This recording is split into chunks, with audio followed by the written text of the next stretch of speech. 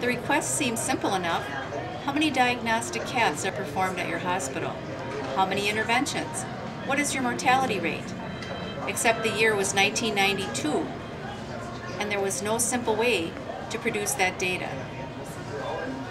Instead, what followed was a pencil and paper tally, all done by the ICU and surgery clinical directors who worked their shifts by day and waded through stacks of medical records by night to obtain the desired numbers.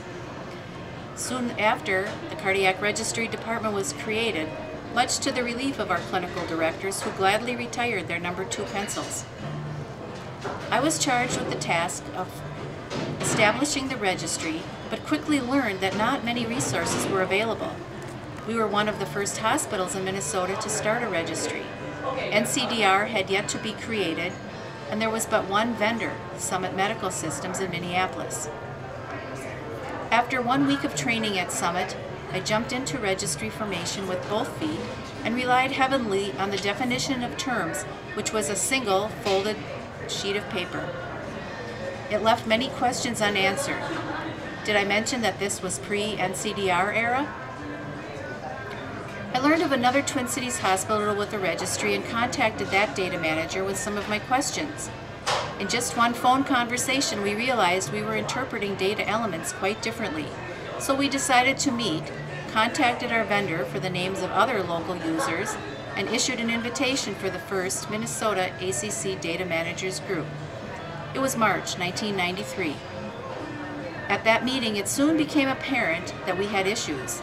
For example, in the clinical presentation section, some were interpreting an evolving MI, definition 1 to 24 hours from presentation, as presentation to the ED, while others assumed it was presentation to the CV lab. If you remember, back in those days, door-to-balloon time was measured in days, occasionally hours, certainly never minutes. Obviously, we've seen many changes over the years. Our group has certainly expanded, first beyond the Twin Cities to greater Minnesota, and now to the Dakotas, Wisconsin, and Iowa. We are united in our quest to complete and accurate data. We share our successes, innovations, questions, challenges, and frustrations. We also share the load by alternating meeting site and leadership on a quarterly basis. Lest you get the idea that a group of analytical, statistically oriented professionals is cold and dull, let me share a quick personal story.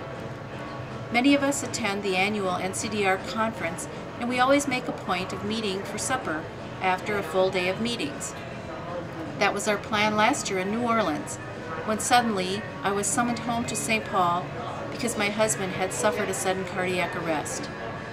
Sadly, he did not survive, but within hours I began receiving heartfelt expressions of sympathy and support, not only from those in New Orleans, but from others in our group. Many even attended his visitation and funeral mass, waiting hours in line with over 800 people. These are women I see at most 5 times per year. I interject this brief personal note, first as a testament to the character and caliber of those in our data manager group, and second, in gratitude to all who work tirelessly to improve the delivery of heart care.